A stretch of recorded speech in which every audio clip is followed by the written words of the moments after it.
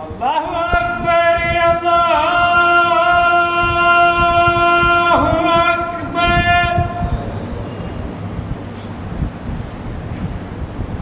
ലാ ഇലാഹ ഇല്ലല്ലാഹ്.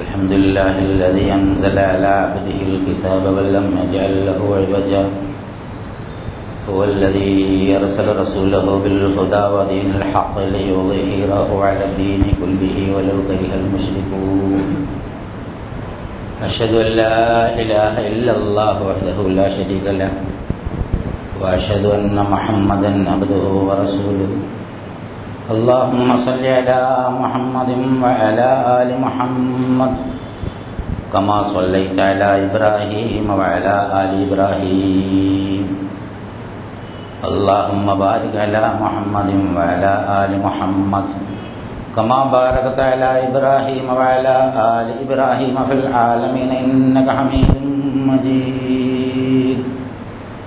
أيها الإخوة الأحباء، أوصيكم وإياي أولا بتقوى الله. أعوذ بالله من الشيطان الرجيم. بسم الله الرحمن الرحيم.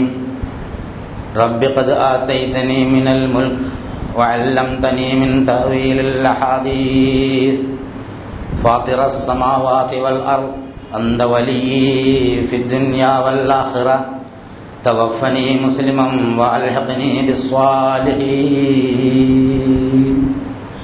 ذلك من أنباء الغيب نوحيه إليك وما كنت لديهم إذ أجمعوا أمرهم وهم يمكرون وما أكثر الناس ولو حرصت بمؤمنين وما تسألهم من أجر إن هو إلا ذكر للعالمين. صدق الله العظيم. ബഹുമാന്യരായ സഹോദരീ സഹോദരന്മാരെ, അല്ലാഹു സുബ്ഹാനഹു വ തആലയുടെ വിധിവിലക്കുകൾ മാനിച്ചുകൊണ്ട് ജീവിക്കണമെന്ന് എന്നോടെന്ന പോലെ നിങ്ങളോട് ആദ്യമായി ഉണർത്തുകയാണ്, വസിയത്ത് ചെയ്യുകയാണ്. കഥകളിലൂടെ കാര്യങ്ങൾ പഠിപ്പിക്കുക എന്നത് ഖുർആന്റെ ഒരു പതിവ് ശൈലിയാണ്. കഥ പറയുക, അത് കേൾക്കുക, ഇതൊക്കെ മനുഷ്യ മനസ്സിന് വളരെ ഇഷ്ടമുള്ളൊരു സംഗതിയാണ്. ചെറിയ കുട്ടികളെ നമ്മളൊന്ന് പരിശോധിച്ചാൽ നമുക്ക് മനസ്സിലാവും, കുട്ടികൾക്ക് എപ്പോഴും കഥ കേൾക്കാൻ ഇഷ്ടമാണ്. ഈ കുട്ടികൾക്ക് ഭക്ഷണം കൊടുക്കാനൊക്കെ സാധാരണ ഉമ്മമാർ അല്ലെങ്കിൽ ബന്ധപ്പെട്ടവർ ഉപയോഗിക്കുന്ന ഒരു ഏർപ്പാടാണ് കഥ പറയാൻ. പലപ്പോഴും കൊടുത്ത ഭക്ഷണം വായിൽ വെച്ചിട്ട് ബാക്കി എന്തായി എന്ന് ചോദിക്കുന്ന നല്ല രസകരമായ അനുഭവങ്ങളും ഇവരുണ്ടാവാറുണ്ട്. കാരണം കഥ കേൾക്കാനുള്ള ഒരു മനുഷ്യ മനസ്സിൻ്റെ ഒരു താല്പര്യം അത് നമുക്ക് അവിടെ നിന്ന് ശരിക്കും വ്യക്തമാകുന്നു. അതൊരു 1ാം ക്ലാസ് പാഠ്യ രീതിയാണെന്നുള്ളതാണ്. എഡ്യൂക്കേഷൻ മെത്തഡോളജിയിൽ ഏറ്റവും വളരെ ശക്തമായി ഉപയോഗിക്കപ്പെട്ടിട്ടുള്ള ഒന്നാണ് കഥകൾ പറഞ്ഞിട്ട് ആളുകളെ കാര്യം പഠിപ്പിക്കുക എന്നുള്ളത്. ഖുർആനിൽ ആ ശൈലി ഉപയോഗിക്കുമ്പോൾ ഖുർആന്റെ കഥകൾക്ക് മറ്റു കഥകളിൽ നിന്നും ഒരുപാട് പ്രത്യേകതകളുണ്ട്. മറ്റു പല കഥകളും പലപ്പോഴും കെട്ടിയുണ്ടാക്കിയ സങ്കല്പങ്ങളാവും. ഖുർആനെ സംബന്ധിച്ചിടത്തോളം അത് അള്ളയാണ് പറയുന്നത് കൊണ്ട് കെട്ടിയുണ്ടാക്കിയ മനുഷ്യ കഥകളിൽ നിന്ന് ഒരുപാട് വ്യത്യാസമുണ്ട്. യഥാർത്ഥ കഥകളാണ് ഖുർആൻ എപ്പോഴും പറഞ്ഞു തരുന്നത്. ഖുർആൻ പ്രപഞ്ചത്തിന്റെ കഥ പറയുന്നു, സൃഷ്ടിപ്പിന്റെ കഥ പറയുന്നു, ആദമിന്റെ കഥ പറയുന്നു, ഇബ്ലീസിന്റെ കഥ പറയുന്നു, പ്രവാചകന്മാരുടെ കഥ പറയുന്നു, അതുപോലെ ചില സമൂഹങ്ങളുടെ കഥ പറയുന്നു, ജനതതികളുടെ ഉത്ഥാന പതനങ്ങളുടെ കഥ പറയുന്നു, വ്യക്തികളുടെ ഉയർച്ചയുടെയും താഴ്ചയുടെയും ഒക്കെ കഥ പറയുന്നുണ്ട്. ഈ ഓരോ കഥയിലും ഖുർആന് യഥാർത്ഥത്തിൽ നേരം പോക്കിന് വേണ്ടിയോ അല്ലെങ്കിൽ കഥ പറയാൻ വേണ്ടി ഒരു കഥ പറയുകയോ ചെയ്യുകയല്ല ചെയ്യും. യഥാർത്ഥ ജീവിത കഥ അതിൽ മനുഷ്യൻ ഒരുപാട് ഗുണപാഠങ്ങളോടുകൂടിയാണ് ഖുർആൻ പറയുന്നത്. സാധാരണ ഒരു സംഗതി നേരിട്ട് ഒരു തത്വശാസ്ത്രം പഠിപ്പിച്ചാൽ അത് മനുഷ്യ മനസ്സിന് ഉൾക്കൊള്ളാൻ, എല്ലാ മനസ്സുകൾക്കും ഉൾക്കൊള്ളാൻ ബുദ്ധിമുട്ടുണ്ടാകും.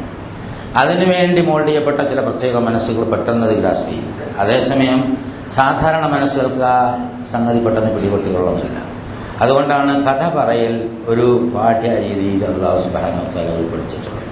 എഡ്യൂക്കേഷൻ മെത്തഡോളജി നേരത്തെ പറഞ്ഞതുപോലെ അതൊരു വലിയ സംഗതിയായി എടുക്കുകയും ഇന്നത് വളരെ വിപുലമായ തോതിൽ ടെക്നോളജിയൊക്കെ ഉപയോഗിച്ചുകൊണ്ട് അത് പ്രാവർത്തികമാക്കുകയും ചെയ്തുകൊണ്ടിരിക്കുന്നു. ഈ ഖുർആന്റെ കഥകൾ ഒരിക്കലും ഞാൻ നേരത്തെ പറഞ്ഞതുപോലെ വെറും ഭാവനയുടെ കഥകളല്ല എന്ന് ഖുർആൻ കൃത്യമായി നമ്മളെ പഠിപ്പിക്കുന്നുണ്ട്. അപ്പൊ കഥ എന്ന് കേൾക്കുമ്പോൾ അതിനോടുള്ള നമ്മുടെ മനോഭാവം ഏതായിരിക്കണമെന്ന് ഖുർആൻ ആദ്യമേ ഡയറക്റ്റ് ചെയ്യുന്നുണ്ട്. അപ്പൊ കഥയിൽ അത് യാഥാർത്ഥ്യമാണ്, പച്ചയായ ജീവിത യാഥാർത്ഥ്യമാണ് എന്ന ഒരു സമീപനമാണ് കഥ കേൾക്കുമ്പോൾ അനുവാചകനുണ്ടാവേണ്ടത്. ലഖദ് കാന ഫീ ഖസസിഹിം ഇബ്റത്തുൻ ലിഉലിൽ അൽബാബ്, ബുദ്ധിയുള്ളവർക്ക് ഒരുപാട് ഗുണപാഠങ്ങളുണ്ട് എന്നാണ്. വമാ കാന ഹദീസൻ യുഫ്തറ വലാകിൻ തസ്ദീഖൽ ലദീ ബൈന യദൈഹി, അത് കെട്ടിയുണ്ടാക്കുന്ന ചമയ്ക്കുന്ന കഥകളല്ല, അത് നിങ്ങളുടെ മുൻപുണ്ടായിരുന്ന ആളുകൾക്ക് വേദഗ്രന്ഥങ്ങളിൽ പറഞ്ഞതിനെ സത്യപ്പെടുത്തുന്നതും നിങ്ങളോട് ഈ പറഞ്ഞു തരുന്ന കാര്യങ്ങളൊക്കെ സത്യപ്പെടുത്തുന്നതാണ്. അപ്പോൾ തഫ്സീലൻ ലികുല്ലി ഷൈ, എല്ലാ കാര്യങ്ങൾക്കും ഒരു വിശദീകരണം എന്നുള്ള നിലക്കുമാണ്. വഹുദം വറഹ്മത്തൻ ലിഖൗമി യുമിനൂൻ, വിശ്വസിക്കുന്ന ജനതയ്ക്ക് സന്മാർഗമാണ്, അതുപോലെ അനുഗ്രഹമാണ്. അപ്പോൾ സത്യവിശ്വാസിയാണെങ്കിൽ ഖുർആനിക കഥകൾ അനുഗ്രഹമായിരിക്കും, അത് മാർഗദർശനമായിരിക്കും. അപ്പോൾ സാധാരണ ഒരു കഥ കേട്ടതുകൊണ്ട്, അല്ലെങ്കിൽ ഏതെങ്കിലും ഒരു സീരിയൽ കണ്ടതുകൊണ്ട്, ഒരു സിനിമ കണ്ടതുകൊണ്ട്, ഒരു നോവൽ വായിച്ചതുകൊണ്ട് പ്രത്യേകിച്ചൊരു പുണ്യമൊന്നും ഇസ്ലാമിക ദൃഷ്ട്യാ പറയാനില്ല. അതേസമയം ഖുർആനിലെ ഒരു കഥ കേട്ടാൽ ഒന്നും ഉൾക്കൊണ്ടില്ലെങ്കിലും അതിലൊരു അനുഗ്രഹമുണ്ട് എന്നുള്ള അല്ലാഹു സുബ്ഹാനഹു വ തആല പറഞ്ഞു.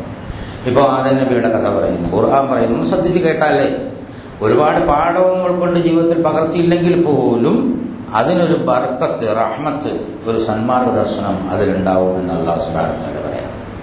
അങ്ങനെ ഒരുപാട് കഥകൾ, നഹ്നു നഖസ്സു അലൈക അഹ്സനൽ ഖസസ്, മനോഹരമായ കഥകൾ എന്നാണ് അല്ലാഹു സുബ്ഹാനഹു വ തആല പേരിട്ടത്. ബോറടിക്കുന്ന കഥകളോ അല്ലെങ്കിൽ മനുഷ്യന്റെ യുക്തി ചിന്തയ്ക്ക് യോജിക്കാത്ത കഥകളോ അല്ല, വളരെ മനോഹരമായ കഥകൾ, ഹൃദയസ്പർക്കായ കഥകൾ, ഹൃദയഹാരിയായ കഥകളാണ്. നഹ്നു നഖസ്സു അലൈക അഹ്സനൽ ഖസസ് ബിമാ ഔഹൈനാ ഇലൈക്കൽ ഖുർആൻ, ഈ ഖുർആൻ നിനക്ക് അവതരിപ്പിച്ചു തരിക വഴി അതിമനോഹരമായ കഥകളാണ് നാം അതിലൂടെ നിനക്ക് പറഞ്ഞിരുന്നത്. വഇൻ കുന്ത മിൻ ഖബ്ലിഹി ലമിനൽ ഗാഫിലീൻ, ഇതിനു മുമ്പ് ഈ കഥകളൊന്നും നിനക്ക് അറിയാമായിരുന്നില്ല എന്ന് അല്ലാഹു സുബ്ഹാനഹു വ തആല പറയാം. അപ്പോൾ മുൻഗാമികളുടെ അല്ലെങ്കിൽ പ്രപഞ്ചാരംഭത്തിന്റെ കഥകളൊക്കെ അല്ലാഹു സുബ്ഹാനഹു വ തആല ഇങ്ങനെ പറഞ്ഞു കൊടുക്കുമ്പോൾ മുഹമ്മദ് നബി സല്ലല്ലാഹു അലൈഹി വസല്ലമയോടും സമൂഹത്തോടും പറയാണ്, നിങ്ങൾക്ക് ഇതിനു മുമ്പ് ഈ കഥകളൊന്നും അറിയാമായിരുന്നില്ല, ഇതൊക്കെ മനോഹരമായ ജീവിത കഥകളാണ്, അത് നാം നിങ്ങൾക്ക് പറഞ്ഞു തരില്ല. അങ്ങനെ കഥ പറയുന്ന കൂട്ടത്തിൽ ഏറ്റവും നല്ല ഒരു കഥയായി അല്ലാഹു സുബ്ഹാനഹു വ തആല പറയുന്നത് യൂസുഫ് നബിയുടെ ഒരു കഥയാണ്. സൂറത്ത് യൂസുഫ് നമുക്കറിയാം, 12-ാം അധ്യായം. ഒരുപാട് ആദം നബിയുടെ കഥകളുണ്ട്, ഒരുപാട് ആളുകളുടെ പ്രവാചകന്മാരുടെ കഥകളുണ്ട്. എല്ലാ കഥകളും ഖണ്ഡശയാണ്, ഓരോ സ്ഥലത്തിൽ ഖണ്ഡനാഖ്യാനങ്ങളായിട്ടാണ് ഖുർആനിൽ പ്രത്യക്ഷപ്പെടുന്നത്. പക്ഷേ യൂസുഫ് നബിയുടെ കഥ അല്ല, ഒറ്റയടിക്ക് തുടക്കം മുതൽ അവസാനം വരെ ഒരു ശ്വാസത്തിൽ ശ്വാസം അടക്കി പിടിച്ചിരുന്ന് വായിച്ചു തീർക്കാൻ പറ്റുന്ന, ഒരു ശ്വാസം എന്ന് പറഞ്ഞാൽ ഒരിരിപ്പിലിരുന്നും വായിച്ചു തീർക്കാൻ പറ്റുന്ന അതിമനോഹരമായ ഒരു കഥയാണ്. അതിലൊരുപാട് ഗുണപാഠങ്ങളും അല്ലാഹു സുബ്ഹാനഹു വ തആല വെച്ചിട്ടുണ്ട്. അത് ഒരു പ്രത്യേകമായ സാഹചര്യത്തിൽ യൂസുഫിന്റെ കഥയെക്കുറിച്ച് മക്ക ഖുറൈശികൾ ചോദിച്ചു എന്ന ചില അഭിപ്രായം. അതോടൊപ്പം തന്നെ മക്കയിലെ പ്രബോധന ജീവിത സന്ദർഭങ്ങളിൽ ഏറ്റവും രൂക്ഷമായ മർദ്ദന പീഡനങ്ങൾ ഏറ്റുവാങ്ങേണ്ടി വന്നിരുന്ന ഒരു കാലഘട്ടത്തിലാണ് ആശ്വാസത്തിന്റെ ഒരു കുളിർത്തന്നലായി അല്ലാഹു സുബ്ഹാനഹു വ തആല ജിബ്രീലിനെ ഈ കഥയുമായി വിട്ടത് എന്ന് ഈ ഖുർആൻ ഇങ്ങനെ ഓതിക്കൊണ്ട് പോകുമ്പോൾ നമുക്ക് മനസ്സിലാക്കാൻ സാധിക്കുന്നതാണ്. അത് തുടങ്ങുന്നത് ബാലനായ യൂസുഫ് ഒരു സ്വപ്നം കാണുന്നതോടുകൂടി. ഇത് ഖാല യൂസുഫ് ലിഅബീഹി യാ അബതി ഇന്നി റഅയ്തു അഹദ അശറ കൗകബൻ വശംസ വൽ ഖമറ റഅയ്തുഹും ലി സാജിദീൻ. എന്റെ പ്രിയപ്പെട്ട പിതാവേ, 11 നക്ഷത്രങ്ങളും സൂര്യനും ചന്ദ്രനും എന്നെ പ്രണമിക്കുന്നതായി ഞാൻ സ്വപ്നം കണ്ടിരിക്കുന്നു. അതിന് മുമ്പ് ചില സംഭവങ്ങളൊക്കെ ഉണ്ടായിട്ടുണ്ട്, അത് ഖുർആനിൽ വിശദീകരിക്കുന്നില്ല. ചില ഹദീസുകളിൽ അതിനെ സംബന്ധിച്ച് കാണുന്നു. ഒരു 11 വടികൾ ഇങ്ങനെ വെക്കുകയും അതിൽ മധ്യത്തിൽ വേറൊരു വെടി വെക്കുകയും ആ 11 വടികൾ തകർന്നു വീഴുകയും ആ ഒരു വടി നിലനിൽക്കുകയും ചെയ്തതായിട്ട് ഇതിന് 4-5 വർഷങ്ങൾക്ക് മുമ്പ് അദ്ദേഹം കണ്ടിരുന്നു എന്ന് ചില ഹദീസ് റിപ്പോർട്ടിൽ കാണാൻ സാധിക്കും. ഇവിടെ 11 നക്ഷത്രങ്ങളും സൂര്യനും ചന്ദ്രനും യൂസുഫ് എന്ന ബാലന്, ഒരു ബാലൻ കാണുന്ന സ്വപ്നമല്ല യഥാർത്ഥത്തിൽ. സാധാരണ മനുഷ്യന്മാരെല്ലാം സ്വപ്നം കാണുന്നുണ്ട്. മനുഷ്യൻ മാത്രമല്ല, അത് ജന്തുക്കളും സസ്യങ്ങളും ഒക്കെ സ്വപ്നം കാണുന്നുണ്ട് എന്ന് ഞാൻ മുമ്പൊക്കെ സൂചിപ്പിച്ചതുപോലെയാണ്. അമേരിക്കയിലെ ഒരു പഴയ ലബോറട്ടറി ഉണ്ട്, മൈമോനഡസ് മെഡിക്കൽ സെന്റർ. അവിടുത്തെ ഡോക്ടർ ഉൾമാനും ഡോക്ടർ ക്രിപ്നർ എന്ന് പറയുന്ന 2 ആളുകൾ ഒരു 19 കൊല്ലത്തെ ഗവേഷണത്തിന്റെ അടിസ്ഥാനത്തിൽ രേഖപ്പെടുത്തിയിട്ടുണ്ട്. മനുഷ്യൻ മാത്രമല്ല സ്വപ്നം കാണുക, സസ്യങ്ങൾ വരെ സ്വപ്നം കാണുക. ഇന്ത്യയിലെ ആചാര്യ ജഗദീഷ് ചന്ദ്രബോസ് സസ്യങ്ങൾക്ക് സ്പന്ദിക്കുന്ന ഹൃദയമുണ്ട് എന്ന് വർഷങ്ങൾക്ക് മുമ്പ് തന്നെ പറഞ്ഞിരുന്നതാണ്. അപ്പോൾ ഈ ജന്തുക്കളും സസ്യങ്ങളും ഒക്കെ സ്വപ്നം കാണുന്നു എന്ന് പറയുന്ന ആധുനിക കാലഘട്ടത്തിലല്ല, അന്ന് യൂസുഫിന്റെ കാലഘട്ടം. അപ്പോൾ സാധാരണ ഒരു ബാലൻ കാണുന്ന സ്വപ്നമല്ല. ബാലന്മാർ പലതരത്തിലുള്ള സ്വപ്നം കാണും.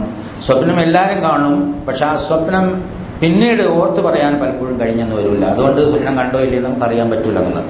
സ്വപ്നം ഒരുതരം പ്രത്യേകതരം വൃത്താന്തമാണ്. അതിനെ സംബന്ധിച്ച് ഒരുപാട് പഠനങ്ങൾ ശാസ്ത്ര ലോകത്തും ഇസ്ലാമിക ലോകത്തും നടന്നിട്ടുണ്ട്. സ്വപ്നത്തിന് വളരെ പ്രാധാന്യം അല്ലാഹു സുബ്ഹാനഹു വ തആല കൊടുത്തിട്ടുണ്ട്. വഹീയുടെ ആരംഭ സ്വപ്നത്തിലായിരുന്നു. ഇബ്രാഹിം നബി ഒരു സ്വപ്നത്തിലൂടെയാണ് മകനെ അറുത്തു കൊടുക്കണമെന്ന നിർദ്ദേശം സ്വീകരിച്ചത്. യാക്കൂബ് നബി മകൻ യൂസുഫ് നബിയുടെ ഈ സ്വപ്നമുണ്ട്. ഇനി ജയിലിലെ 2 ആളുകളുടെ സ്വപ്നം വരുന്നുണ്ട്. രാജ്യത്തെ രാജാവിന്റെ സ്വപ്നം വരുന്നുണ്ട്. റസൂലുള്ളാഹി സ്വല്ലല്ലാഹു അലൈഹി വസല്ലമയ്ക്ക് ഈ വഹി വരുന്നതിന് മുമ്പ് സത്യമായ സ്വപ്നങ്ങൾ കണ്ടിരുന്നതായി കാണാൻ സാധിക്കും. അതുപോലെ റസൂലിന്റെ ജീവിതത്തിൽ തന്നെ പല സ്വപ്നങ്ങളും, ഹുദൈബിയയ്ക്ക് മുമ്പുണ്ടായിരുന്ന ഒരു വളരെ പ്രമുഖമായ ഒരു സ്വപ്നം, ലോക ചരിത്രത്തെ മാറ്റി മറിക്കുന്ന ഒരു സ്വപ്നം ഉണ്ടായിരുന്നു. ബദറിന്റെ തലേന്ന് റസൂലുള്ളാഹി സ്വല്ലല്ലാഹു അലൈഹി വസല്ലം കണ്ട സ്വപ്നം. നമ്മൾ വിളിക്കുന്ന ബാങ്ക് തന്നെ സ്വപ്നത്തിന്റെ അടിസ്ഥാനത്തിലാണ് നിർദ്ദേശിക്കപ്പെട്ടിട്ടുള്ളതെന്നുള്ളതാണ്. അതായത് മദീനയിൽ പള്ളി ഉണ്ടാക്കിയപ്പോൾ അല്ലാഹു സുബ്ഹാനഹു വ തആലയുടെ ഇതിലേക്ക് വിളിക്കാൻ വേണ്ടി ആളുകളെ എങ്ങനെ കൂട്ടുമെന്നതിനെ സംബന്ധിച്ച് ചർച്ച ഉണ്ടായി. അപ്പോൾ സഹാബാക്കൾ പറഞ്ഞു, നമ്മൾ ഇങ്ങനെ ബ്യൂഗിള്, ഇങ്ങനെ ഒരു തരം പ്രത്യേക സാധനം വെച്ച് ഊതിയാലോ, ചിലർ പറഞ്ഞു ശംഖ് വെച്ച് അല്ലെങ്കിൽ മണി അടിക്കാം എന്ന പല അഭിപ്രായം പറഞ്ഞു. അപ്പോൾ ഓരോ സമുദായത്തിൻ്റെതാണ്, അത് പറ്റില്ല എന്ന് പറഞ്ഞ് അന്ന് പിരിഞ്ഞു പോയി. പിറ്റേന്ന് രാവിലെ വന്നപ്പോൾ റസൂൽ ചോദിച്ചു, നിങ്ങൾ സ്വപ്നം കണ്ടു? അപ്പോൾ ഓരോരുത്തരും പോലും പറഞ്ഞു. അങ്ങനെ ഒരുപാട് ആളുകൾ കണ്ട സ്വപ്നമാണ്. നല്ല സ്വരമാധുര്യമുള്ള ആളുകൾ പൊക്കമുള്ള ഒരു സ്ഥലത്ത് കയറിയെന്ന് ഈ പദങ്ങൾ പറഞ്ഞാൽ മതി എന്ന്. അങ്ങനെയാണ് യഥാർത്ഥത്തിലെ വഹയിലൂടെയല്ല, പ്രത്യേകിച്ച് ഇൽഹാമായ സ്വപ്നത്തിലൂടെയാണ്, മുബശ്ശറാത്ത് എന്നാണ് അതിന് പറയാം. അപ്പൊ സ്വപ്നത്തിന്റെ ജീവിതത്തിൽ വലിയ പ്രാധാന്യം അല്ലാഹു സുബ്ഹാനഹു വ തആല കൽപ്പിച്ചിട്ടുണ്ട്. അതേസമയം പേക്കിനാവുകൾ ഉണ്ടാവാറുണ്ട്, നല്ല സ്വപ്നങ്ങളുണ്ട്. ഇവിടെ കണ്ട സ്വപ്നം 11 നക്ഷത്രങ്ങളും സൂര്യനും ചന്ദ്രനും ബാലനായ യൂസുഫിന് കീഴ്പ്പെടുന്നതായിട്ടാണ് കണ്ടത്. അപ്പൊ തന്നെ ഖാല യാ ബുനയ്യ ലാ തഖസ്സസ് റുഅയാക അലാ ഇഖ്വതിക ഫയഖീദു ലക കൈദൻ ഇന്ന ശൈത്താന ലിൽ ഇൻസാനി അദുവ്വുൻ മുബീൻ. യാക്കൂബ് നബി എന്ന് പറയുന്നത് മഹാപ്രവാചകനായ ഇബ്രാഹിമിന്റെ പുത്രൻ, ഇസ്ഹാഖിന്റെ പുത്രൻ ആണ് യാക്കൂബ്. അപ്പൊ ഇബ്രാഹിം പ്രവാചകനാണ്, ഇസ്ഹാഖ് പ്രവാചകനാണ്, യാക്കൂബ് പ്രവാചകനാണ്. ആ പ്രവാചകന്റെ സ്വന്തം മകന്റെ സ്വപ്നം പെട്ടെന്ന് മനസ്സിലാക്കാൻ സാധിച്ചു. എന്റെ പാരമ്പര്യം അല്ലാഹു സുബ്ഹാനഹു വ തആല നിലനിർത്താൻ യൂസുഫിനെ തിരഞ്ഞെടുത്തിരിക്കുന്നു എന്നതാണ്. അപ്പൊ യാക്കൂബ് നബിക്ക് 10-12 മക്കളുണ്ട്. 12 മക്കളുണ്ട്. അതിൽ ഒരാളാണ് യഥാർത്ഥത്തിൽ ഈ യൂസുഫ്. ഈ 12 മക്കളുടെയും മാതാക്കൾ വ്യത്യസ്തമായിരുന്നു എന്നുള്ളതാണ്. യാക്കൂബിന്റെ മാതൃ സഹോദരിയുടെ പുത്രി ലയ എന്ന് പറയുന്ന ഒരു സ്ത്രീയാണ് ആദ്യം അദ്ദേഹം കല്യാണം കഴിച്ചത്. 6 മക്കൾ അതിലുണ്ടായിരുന്നു. സുൽഫത്ത്, ബഹ്ലത്ത് എന്ന് പറയുന്ന 2 പെണ്ണുങ്ങളെ വേറെ കഴിക്കുകയും അതിൽ ഈ 2 മക്കൾ ഉണ്ടാവുകയും ചെയ്തതായി ചരിത്രം രേഖപ്പെടുത്തുന്നു. ഒരു പ്രത്യേക സന്ദർഭത്തിൽ ഈ ലയ മരിച്ചു പോവുകയും ലയയുടെ അനുജത്തി അതിസുന്ദരിയായ ഒരു സ്ത്രീയെ ഹീബ്രു ഭാഷയിൽ റാഖേൽ എന്നാണ് അത് പറയുന്നത്. റാഹീൽ എന്ന അറബിയിൽ പറയും. ഈ റാഹേൽ എന്ന് പറഞ്ഞാൽ അതിസുന്ദരിയായ സ്ത്രീയെ ആദ്യം കല്യാണം കഴിച്ച ആളിന്റെ സ്ത്രീയുടെ ഏറ്റവും ഇളയ സഹോദരിയായിരുന്നു അവരെ കല്യാണം കഴിച്ചത്. അതിലാണ് ബുന്യാമീനും യൂസുഫ് ഉണ്ടാവുന്നത്. ബെഞ്ചമിൻ എന്ന് പറയുന്നതാണ് ബുന്യാമീൻ. ബുന്യാമീനിന്റെ പ്രസവത്തോടു കൂടി ആ സ്ത്രീ മരിച്ചു പോവുകയും അതുകൊണ്ട് ആ പേര് ഹീബ്രു ഭാഷയിൽ ദുഃഖത്തിന്റെ പുത്രൻ, വേദനയുടെ പുത്രൻ എന്ന അർത്ഥത്തിലാണ് ബെഞ്ചമിൻ എന്ന് പേരിട്ടത്. അതാണ് ബുന്യാമീൻ എന്ന് അറബിയിൽ പറയുന്നത്. ഈ 2 മക്കള് യൂസുഫും ബുന്യാമീനും ഏറ്റവും ഈ ഇളയ ഭാര്യയുള്ളായിരുന്നു. മറ്റു മക്കള് മറ്റു ഭാര്യമാരുള്ളായിരുന്നു. അപ്പൊ ഇവര് തമ്മിൽ എന്തൊക്കെ ചെറിയ പ്രശ്നങ്ങൾ കണ്ടിട്ട് യാക്കൂബ് നബിക്ക് അറിയാം. അപ്പോ പിതാവിന്റെ അനന്തരം പ്രവാചകത്വം കിട്ടാൻ പോകുന്ന ഈ യൂസുഫിനിടയിൽ യൂസുഫിന് നേരെ അവർക്ക് അസൂയ ഉണ്ടാവാൻ സാധ്യത ഉണ്ടാവും. അതുകൊണ്ട് ഈ സ്വപ്നം നീ പറയരുത് എന്ന് അദ്ദേഹം വിലക്കുണ്ടായി. പക്ഷേ ഏതൊരു കാര്യത്തിലാണെന്ന് അറിയില്ല, വിശദീകരിച്ച് പറയുന്നില്ല. യൂസുഫ് നബി ഇത് പറഞ്ഞതായിട്ട് പറയുന്നില്ല. പക്ഷെ ബൈബിളിൽ വേറെ ചില കഥകളുണ്ട്. ഇത് വേറെ മുത്തമ്മമാർ കേൾക്കുകയും അവർ പറഞ്ഞു കൊടുക്കുകയും ചെയ്തു, മറ്റു മക്കളോട് പറഞ്ഞു കൊടുക്കുകയും ചെയ്തു എന്നൊക്കെ ചില പരാമർശങ്ങളുണ്ട്. എന്തായിരുന്നാലും മക്കൾ ഇത് അറിയുകയും യൂസുഫിനെ തട്ടിക്കളഞ്ഞാലേ സംഗതി ശരിയാവുള്ളൂ. നമ്മുടെ വാപ്പക്ക് യൂസുഫിനോടും ബിന്യാമീനോടാണ് ഏറ്റവും വലിയ സ്നേഹമുള്ളത്. അവനെ ഒന്നുകിൽ കൊല്ലുക, അല്ലെങ്കിൽ നാട്ടിൽ എവിടെയെങ്കിലും കൊണ്ടുപോയി ഉപേക്ഷിക്കുക, ദൂരെ എവിടെയും നാട് കടത്തുക. അങ്ങനെ ചെയ്താൽ പിതാവിന്റെ സ്നേഹം നമുക്ക് കിട്ടുമെന്ന് അവർ ആലോചിക്കുകയും പിശാച് അവരുടെ ഹൃദയത്തിൽ കയറി കുതന്ത്രം നടത്തുകയും ചെയ്തു. അങ്ങനെ അവർ സുദീർഘമായ ഒരു കഥയാണ്. അപ്പോൾ ആ പിതാവിനോട് ഇദ്ദേഹത്തെ യൂസുഫ് എന്ന ബാലനാണ്, അത് 12 വയസ്സാണെന്നും 15 വയസ്സാണെന്നും 17 വയസ്സാണെന്നൊക്കെ വ്യത്യസ്ത അഭിപ്രായമുണ്ട്. എന്തായാലും ബാലൻ എന്ന് പറയുന്ന ഒരവസ്ഥയിലായിരുന്നു. ഏതാണ് ബാല്യമെന്ന് നമ്മളൊന്ന് തീരുമാനിച്ചാൽ മതി. അതിൽ നിന്ന് നമ്മൾ ഖുർആനെ നമ്മൾ തർക്കിക്കാനും നമ്മൾ യഥാർത്ഥത്തിൽ വിടുന്നില്ലെന്നുള്ളതാണ്. ഖുർആന് തിരക്കഥ ഒഴിവാക്കിക്കൊണ്ടുള്ള കഥാതന്തുവിലൂടെയാണ് എപ്പോഴും നീങ്ങിക്കൊണ്ടിരിക്കുന്നതെന്നുള്ളതാണ്. അവസാനം അവരുടെ കൂടെ ആടിനെ മേയ്ക്കാനും കാലികളെ മേയ്ക്കാനും കളിക്കാനുമായിട്ട് യൂസുഫിനെ കൊണ്ടുപോകുന്നു. അന്നേരം വാപ്പ യാക്കൂബ് നബി കുറെ സംശയങ്ങൾ പറയുന്നു, അവിടെ കൊണ്ടുപോകും. പിതാവിന്റെ കണ്ണ് പറഞ്ഞപ്പോൾ തന്നെ യൂസുഫിനെ കുത്താനും അടിക്കാനൊക്കെ തുടങ്ങിയതായി ചരിത്രത്തിൽ നിന്ന് മനസ്സിലാക്കാൻ സാധിക്കും. അപ്പോൾ എൻ്റെ പിതാവ് ഇത് കണ്ടിരുന്നെങ്കിൽ എന്ന് പറഞ്ഞ് അദ്ദേഹം വിലപിക്കുന്ന രംഗങ്ങളൊക്കെ ബൈബിളിലും അതുപോലെ മറ്റു പല ഗ്രന്ഥങ്ങളിലുമുണ്ട്.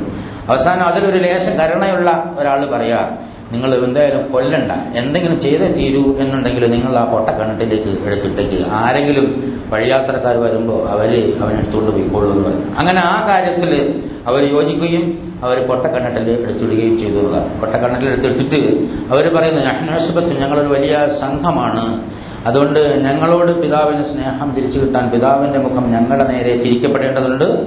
അവര് ആടിനെ കൊന്നിട്ട് അതിന്റെ രക്തം യൂസുഫിന്റെ കുപ്പായം ഊരി അതിൽ പുരട്ടി, അതായത് വ്യാജരക്തം പുരട്ടി രാത്രിയായപ്പോൾ അടച്ചെന്ന് പിതാവിനോട് പറഞ്ഞു, ഞങ്ങളിങ്ങനെ കളിക്കാൻ പോകുമ്പോൾ വളരെ വിവശനരായി വരുന്നുണ്ടപ്പോൾ പിതാവ് ചോദിച്ചു, എന്താ നിങ്ങളെ കാലികൾക്ക് എന്തെങ്കിലും പറ്റിയോ എന്ന് ചോദിച്ചു. അല്ല, കാലികൾക്കൊന്നും പറ്റിയിട്ടില്ല, കാലികളെല്ലാം തിരിച്ചു വന്നിട്ടുണ്ട്. പക്ഷെ ഞങ്ങൾ ഈ സാധനങ്ങളുടെ അടുക്കൽ യൂസുഫിനെ ഏൽപ്പിച്ചിട്ട് ഞങ്ങൾ ഓട്ട മത്സരത്തിൽ പങ്കെടുക്കുമ്പോൾ അവനെ ചെന്നായി വന്ന് കൊന്നുപോയി, തിന്നുപോയി എന്നാണ്. ചെന്നായി തിന്നാൻ സാധ്യതയുണ്ട് എന്ന് പിതാവ് നേരത്തെ അവർ പറഞ്ഞിരുന്നത് ഇവർക്കൊരു ട്രിക്കിന് ഉപയോഗിക്കാൻ വേണ്ടി പ്രയോജനകരമായിരുന്നു. ചരിത്രം രേഖപ്പെടുത്തുന്ന ആ കാലഘട്ടത്തിൽ ജെറുസലേമിന്റെ 30 മൈൽ അകലെയുള്ള കനാന ദേശത്ത് ചെന്നായുടെ ശല്യം ഭയങ്കരമായി ഉണ്ടായിരുന്നു എന്നാണ്. പകലൊക്കെ ചെന്നായി ഇറങ്ങിയിട്ട് ആളുകളെ വേട്ടയാടുന്നു. അതുകൊണ്ടാണ് യാക്കൂബ് നബി അങ്ങനെ പറഞ്ഞത്. അത് തന്നെ ഒരു കാരണമാക്കി എടുക്കുകയും ചെന്നായി തിന്നതെന്ന് പറയുകയും ചെയ്തു എന്നുള്ളത്. അപ്പോൾ തന്നെ മനസ്സിലായി പന്തികേട്.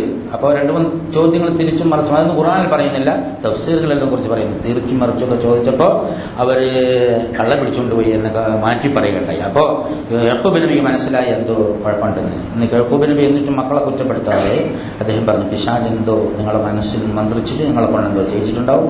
നിങ്ങൾ ജൽപ്പിക്കുന്ന ഈ ജൽപ്പനങ്ങളിൽ സഹായിക്കാൻ എനിക്ക് അള്ളാഹു മാത്രം മതി. ഏറ്റവും ഉന്നതമായ മഹത്തായ ക്ഷമയാണ് എനിക്കിപ്പോൾ അഭികാമ്യം എന്ന് പറഞ്ഞ് അദ്ദേഹം അവിടെ ക്ഷമിച്ച് കരഞ്ഞ് കഴിഞ്ഞുകൂടുന്ന ഒരു രംഗമാണ്. അതിങ്ങനെ പറഞ്ഞുകൊണ്ട് ഖുർആൻ ഉടനെ തന്നെ മദീനയിൽ നിന്ന് ഈജിപ്തിലേക്ക് പോകുന്ന ഒരു യാത്രാ സംഘം അവർക്ക് ഇടയ്ക്ക് വഴിതെറ്റുന്നു. അള്ളാഹുവിന്റെ ഒരു തീരുമാനം. അവർ വഴിതെറ്റിയിട്ട് ഈ പൊട്ടക്കിണറുള്ള ഭാഗത്തേക്ക് വരുന്നു. അപ്പോൾ അവർ കിണറ്റിൽ വെള്ളമുണ്ട് എന്നുള്ള നിലയ്ക്ക് അവിടെ തൊട്ടി താഴ്ത്തുന്നു. തൊട്ടി താഴ്ത്തുമ്പോൾ അതിലെങ്ങനെയോ യൂസുഫ്, അതൊന്നും ഖുർആൻ പറയുന്നില്ല, ആ തൊട്ടിയിൽ അവിടെ പിടിച്ചു കറിയുന്നു. വേറെ ചില ഹദീസ് റിപ്പോർട്ടുകളിൽ യൂസുഫ് നബി കിണറ്റിലേക്ക് എത്തുമ്പോൾ അവിടെ ജിബ്രീൽ ആഗതനായിരുന്നുവെന്നും അദ്ദേഹത്തിന് കുറഞ്ഞ വെള്ളമുണ്ട്, ആ വെള്ളത്തിൽ വീഴാതെ അവിടെ ഒരു പാറയുടെ പുറത്ത് അദ്ദേഹം എടുത്തിയെന്നും, യൂസുഫിന്റെ വസ്ത്രം ഉരിഞ്ഞെടുക്കുമ്പോൾ യൂസുഫ് വിലപിക്കുന്നത് ബൈബിളിലുണ്ട്, എന്റെ നഗ്നത മറയ്ക്കാനുള്ള വസ്ത്രം നിങ്ങൾ എടുത്തു കളയരുത്, അതെനിക്ക് തരണം എന്ന് അദ്ദേഹം വിലപിക്കുന്നുണ്ട്. വിവസ്ത്രനായിട്ടാണ് യൂസുഫ് കിണറ്റിലെത്തിയെന്നും സ്വർഗത്തിലെ ഒരു പട്ട് കൊണ്ടുവന്ന് യൂസുഫിനെ പുതപ്പിച്ചു എന്നൊക്കെയുള്ള ചില ഹദീസ് റിപ്പോർട്ടുകൾ നമുക്ക് കാണാൻ സാധിക്കുന്നുണ്ട്. അപ്പൊ എന്തായിരുന്നാലും യൂസുഫ് നബി ആ തൊട്ടിയിൽ ഇങ്ങനെ തൊട്ടിയിൽ നിന്ന് കയറി വരുന്ന ഒരു രംഗമാണ്. ആ ആളുകൾ ഇങ്ങനെ തൊട്ടിയിടുമ്പോൾ അതിൽ യൂസുഫ് നബി എടുത്തിരിച്ചു കൊടുക്കുകയോ യൂസുഫ് നബി കയറുകയോ ഒക്കെ ചെയ്തിട്ട് കരക്കെത്തിയപ്പോൾ ആ മനുഷ്യൻ പറയുന്നു, യാ ബുശ്റാ ഹദാ ഗുലാം, എന്തൊരാശ്ചര്യമാണ്, ഒരു മനുഷ്യൻ, ഒരു കുട്ടി, ഗുലാം എന്ന് അവിടെ പ്രയോഗിച്ചത്, ഒരു ബാലനത ഈ തൊട്ടിയിലിരിക്കുമെന്ന് പറഞ്ഞു. അവരതിനെ ഒരു ചരക്കായിട്ട് ഒളിപ്പിച്ചു വെച്ചു. എന്നിട്ട് അടിമ അങ്ങാടിയിൽ കൊണ്ടുപോയിട്ട് ചില വളരെ കുറഞ്ഞ പൈസയ്ക്ക് വിറ്റു. ആ വിറ്റ ആളുകൾ വേറെ ആളുകൾക്ക് വാങ്ങിയെന്നും അതല്ല അവർ തന്നെ ഈജിപ്തിൽ കൊണ്ടുപോയി വിറ്റു എന്ന് വ്യത്യസ്ത അഭിപ്രായമാണ്. എന്തായാലും അദ്ദേഹം ഈജിപ്തിലേക്ക് പോവുകയാണ്. ആ വീട്ടിലെ ഒരു അസൂയയുടെ ആ സാഹചര്യത്തിൽ നിന്ന് പൊട്ടക്കണ്ണട്ടിന്റെ വന്യമായ ഏകാന്തതയിലേക്ക് എടുത്തെറിയപ്പെടുന്നു. ഒരു പ്രവാചകനാവാൻ അല്ലാഹു തആല നിശ്ചയിച്ച മനുഷ്യന്റെ ജീവിതത്തിന്റെ വ്യത്യസ്ത മുഖങ്ങൾ ഇങ്ങനെ കാണിക്കൊണ്ടിരിക്കുകയാണ്. എന്നിട്ട് അവിടെ നിന്ന് ഒരു ഗവർണറാണെന്ന് അഭിപ്രായം, അല്ല പ്രധാനമന്ത്രിയാണ്, പ്രഭു, ഈജിപ്ഷ്യൻ ഭരണകൂടത്തിലെ ഒരു പ്രഭു, ഒരുപാട് പ്രഭുക്കന്മാരുള്ളതിൽ ഒരാള്, അബ്ദുൽ അസീസ് എന്ന് പറയുന്ന രാജാവല്ല വാങ്ങിയതെന്ന് വളരെ വ്യക്തമായി പണ്ഡിതന്മാർ പറയുന്നുണ്ട്. എന്തായാലും ഒരു പ്രഭു വാങ്ങുകയും അദ്ദേഹം ഭാര്യയെ ഏൽപ്പിച്ചിട്ട് പറഞ്ഞു, ഇവനെ മാന്യമായി നീ താമസിപ്പിക്കണം, നമുക്കവനെ ഉപകരിച്ചേക്കും, നമുക്കവനെ വളർത്തുമകനാക്കാം എന്ന് പറഞ്ഞു. അദ്ദേഹത്തിന് 17 വയസ്സ് കഴിഞ്ഞിരുന്നു എന്നാണ് ചരിത്രം രേഖപ്പെടുത്തുന്നത്. വളരെ അതിസുന്ദരനായിരുന്നു. അവരുടെ യൂസുഫിന്റെ പിതാവും മാതാവും വളരെ സുന്ദരിയായിരുന്നു എന്ന് നേരത്തെ തന്നെ ചില ലിഖിതങ്ങളിൽ മനസ്സിലാക്കാം. യൂസുഫ് പുരുഷ സൗന്ദര്യത്തിന്റെ ഏറ്റവും ഉന്നതമായ നിലയിൽ നിന്ന നല്ല സൗന്ദര്യമുള്ള നല്ല ഹാൻസം ആയിരുന്നു യൂസുഫ് എന്നുള്ളത്. അങ്ങനെ ആ വീട്ടിൽ അവിടെ വളരുന്നു. കുറെ കാലം കഴിഞ്ഞതിന് ശേഷം യൂസുഫ് യുവത്വം പ്രാപിക്കുമ്പോൾ അവിടുത്തെ പ്രഭിക്ക് അനുരാഗം മുളക്കുന്നു. പല പ്രാവശ്യവും ഇങ്ങനെ വശീകരിക്കാൻ ശ്രമിച്ചതായിട്ട് ഹദീസിന്റെ ഗ്രന്ഥങ്ങളിൽ നിന്ന്, ഖുർആനിൽ ഒറ്റ സ്ഥലത്തേ പറയുന്നുള്ളൂ, ഒരു പ്രാവശ്യമേ പറയുന്നുള്ളൂ. പക്ഷേ ഒരുപാട് കാലം 13 വർഷം അദ്ദേഹം ആ സ്ത്രീയോടും ആ പുരുഷനോടും ആ വീട്ടിൽ ജീവിച്ചു. അങ്ങനെ നിരന്തരം കണ്ടും കേട്ടും അടുത്തും ഇടപഴകിയും ആ മനുഷ്യനിൽ അനുരക്തനായിട്ട് ഒരു ദിവസം വാതിലൊക്കെ അടച്ച് യൂസുഫിനെ മുറിക്കകത്താക്കി വാതിലൊക്കെ അടച്ച് ഇവിടെ വരാൻ പറയുന്നു. അനാശാസ്യത്തിനായി ക്ഷണിക്കുകയാണ്. യൂസുഫിൽ അല്ലാഹു സുബ്ഹാനഹു വ തആല കനിഞ്ഞരളിയതുണ്ട്. യൂസുഫിന് നേരത്തെ തന്നെ ആദ്യം സ്വപ്നം ഒരു ഇൽഹാമായിരുന്നു. അത് കഴിഞ്ഞ് കണ്ണിട്ടിലേക്ക് പോകുമ്പോൾ അല്ലാഹു സുബ്ഹാനഹു വ തആല നുബുവത്തിന് മുമ്പ് തന്നെ പ്രത്യേകമായി ഇൽഹാം നൽകി. അങ്ങനെയുള്ള ഒരു യൂസുഫാണ്, പരമപരിശുദ്ധനായ ഒരു മനസ്സിന്റെ ഉടമയാണ്. അതുകൊണ്ട് ഈ ഒരു സന്ദർഭം ഉണ്ടായപ്പോൾ അള്ളാഹുൽ അഭയം പ്രാപിക്കുകയും എന്നിട്ട് അവളിൽ നിന്ന് ഓടി രക്ഷപ്പെടാൻ ശ്രമിക്കുകയും ചെയ്തു. അത് യൂസുഫ് മുന്നിലോടി, ആ സ്ത്രീ പിന്നിലോടി, പിന്നിൽ നിന്ന് പിടിക്കുന്നു, എന്നിട്ട് കുപ്പായം കീറുന്നു. അവർ വാതിൽ തുറന്നു നോക്കുമ്പോൾ പ്രഭു അവരുടെ മുന്നിൽ നിൽക്കുന്നു. ഉടനെ തന്നെ സാധാരണ എല്ലാ കാപട്ടിക്കാരും ചെയ്യാറുള്ളതുപോലെ ആ സ്ത്രീ പറയുന്നു, അങ്ങയുടെ ഭാര്യയെ അപമാനിക്കാൻ ശ്രമിച്ച ഈ മനുഷ്യന് കഠിന ശിക്ഷയാണോ കൽത്തുറുങ്കാണോ കൊടുക്കേണ്ടതെന്ന് ചോദിക്കുന്നു. അദ്ദേഹം വളരെ നിർനിമേഷനായി നോക്കി നിൽക്കുന്നു. ഇവരുടെ ഒരു ബന്ധു ആ സന്ദർഭത്തിൽ വരികയും ഈ പെണ്ണ് പറയുന്നത് ശരിയാണോ, യൂസുഫ് പറയുന്നത് ശരിയാണോ എന്ന് നോക്കാൻ വേണ്ടി ഖമീസ്, അതായത് കുപ്പായം പിൻഭാഗത്ത് നിന്ന് കീറിയാണെങ്കിൽ യൂസുഫ് പറയുന്നതാണ് ശരി, അതല്ല മുൻഭാഗത്ത് കീറിയാണെങ്കിൽ അവൾ പറയുന്നതാണ് ശരി. നോക്കുമ്പോൾ കുപ്പായം പിൻഭാഗത്ത് കീറാൻ യൂസുഫ് പറഞ്ഞു, ഞാനും നിരപരാധിയാണ്, അവരാണ് എന്നെ വശീകരിക്കാൻ ശ്രമിച്ചത്, ഞാൻ അതിൽ നിന്ന് ഓടുകയായിരുന്നു, ആ സന്ദർഭത്തിലാണ് നിങ്ങൾ കണ്ടത് എന്നൊക്കെയാണ് യൂസുഫ് പറഞ്ഞത്. എന്നിട്ട് ഈ സംസാരം ഇനി ആർക്കും പറയണ്ടെന്ന് യൂസുഫിനോട് പ്രഭു പറയുന്നു. പെണ്ണെ, നീ കുറ്റക്കാരിയാണ്, നീ പശ്ചാത്തപിച്ച് മടങ്ങുക എന്ന് അവളെ ഉപദേശിക്കുകയും ചെയ്യുന്നു. പക്ഷേ ഭാഗ്യവശാലോ ദൗർഭാഗ്യവശാലോ ആ വാർത്ത പട്ടണത്തിൽ അറിയുന്നു. പ്രഭുകുമാരികളുടെ വല്യമ്മമാരുടെ ചുറ്റുവട്ടത്തിൽ അതങ്ങ് എത്തുന്നു. നമ്മുടെ അരമനയിലെ കൊച്ചമ്മയ്ക്ക് വേലക്കാരനോട് ഭയങ്കരമായ സ്നേഹം, പ്രേമം, അവൾ നിലവിട്ടിട്ട് അവനെ കയറി പിടിക്കാൻ ശ്രമിച്ചു എന്ന് അങ്ങാടിയിൽ പാട്ടാകുന്നു. ഈ വിവരം പ്രഭി അറിയുന്നു. അങ്ങനെ എല്ലാവരെയും വിളിച്ചൊരു സദ്യ കൊടുക്കാൻ തീരുമാനിക്കുന്നു. സദ്യക്ക് ചില സാധനങ്ങൾ കൊടുത്തു, മുറിക്കാൻ ഒരു കത്തിയും കൊടുത്തു. ആ സന്ദർഭത്തിൽ യൂസുഫിനെ വിളിച്ചു വരുത്തുന്നു. ആ യൂസുഫ് ഇങ്ങോട്ട് കടന്നു വന്ന പെണ്ണുങ്ങളെല്ലാം ആകെ അന്തം വിട്ടിട്ട് അത് മലക്കുൻ കരീം, ഇതൊരു മാലാഖയാണ്. പെണ്ണുങ്ങൾ മാലാഖ എന്ന് പറഞ്ഞ നമ്മൾ ഒരു സങ്കല്പമുണ്ട്, ഒരു വലിയ സൗന്ദര്യത്തിന്റെ ധാമമാണ് മാലാഖ എന്നുള്ളത്. അള്ളാഹുവിന്റെ ബമ്മക്കളാണ് മലക്കൾ എന്ന് പറഞ്ഞ് നടന്ന അറബികളുടെ പൂർവികന്മാരുടെ ഒരു ചിന്താഗതി എന്നാണ് ഒരു മാലാഖയാണ് എന്ന് പറയുന്നത്. മാലാഖ ആണോ പെണ്ണോ എന്നുള്ളത്, ആണും പെണ്ണോ അല്ല എന്നുള്ളതാണ്. അള്ളാഹു തആലയുടെ വേറെ ഒരു പ്രത്യേക തരത്തിലുള്ള സൃഷ്ടികളാണ്. പക്ഷെ അവിടെ പറയുന്നത് അവരുടെ ഭാഷയിലാണ് പറഞ്ഞത്, ഒരു മാലാഖയാണ് എന്ന് പറയുന്നു. എന്നിട്ട് ആ പെണ്ണുങ്ങളൊക്കെ അവിടെ ഇരിക്കുമ്പോൾ ഈ സ്ത്രീ പറയുന്നു, നിങ്ങൾ ഇവനെ കുറിച്ചല്ലേ എന്നെ ആക്ഷേപിച്ചത്, നിങ്ങളിപ്പോൾ കണ്ടില്ലേ, അവനെ കണ്ട മാത്രമല്ലേ നിങ്ങളെ കൈ കൊണ്ടാണ് മുറിച്ച് 10-13 കൊല്ലം ഞാനിവിടെ ചോദിച്ചു, ഞാൻ എവിടെയൊക്കെ മുറിക്കണം എന്നുള്ള നിലയിൽ ഒരു സംഭാഷണം നടക്കണ്ടായി. ആ പെണ്ണുങ്ങളെല്ലാം കൂടി ആ സ്ത്രീയുടെ കൂടെ കൂടുകയാണ്. അപ്പോൾ യൂസുഫിന് ആകപ്പാട് പ്രശ്നമായി. യൂസുഫ് നബി ദ്വാരന്ന് പടച്ച തമ്പുരാനെ, ഇതൊരു വല്ലാത്ത കൊടുക്കാണ്, എന്നെ നീ കാക്കണേ. അപ്പോൾ ആ സ്ത്രീ അഹങ്കാരത്തോട് പറയാണ്, ഇവനെ ഞാൻ വശീകരിക്കാൻ ശ്രമിച്ചത് ശരി തന്നെയാണ്, അവൻ രക്ഷപ്പെട്ടു പോയി, പക്ഷേ ഞാൻ പറയുന്നത് പോലെ ഇവൻ ചെയ്തില്ലെങ്കിൽ ഇവനെ ഞാൻ ജയിലിലടക്കും എന്ന് പറയുകയുണ്ടായി. അപ്പൊ യൂസുഫ് നബി അലൈഹിസ്സലാം പറയുന്നത്, ജയിലാണ് ഇതിനേക്കാൾ ഉത്തമമെന്ന്.